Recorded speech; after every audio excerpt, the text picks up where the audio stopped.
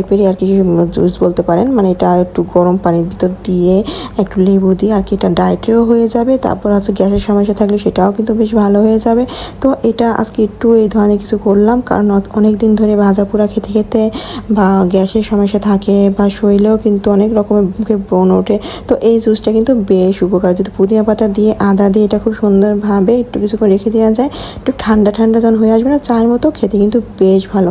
আর এটা স্বাস্থ্যের জন্য কিন্তু বেশ ভালো।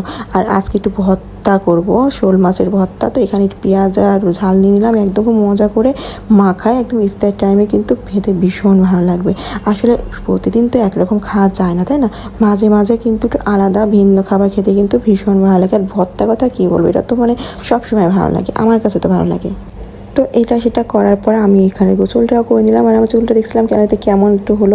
তো বিকেলে একটু বাইরে গিয়েছিলাম, তো ভাবলাম যে বাইরে যেহেতু নামলাম টেলাসে গিয়েছিলাম, তো একটু মসমসা জিলাপি নিয়ে আসা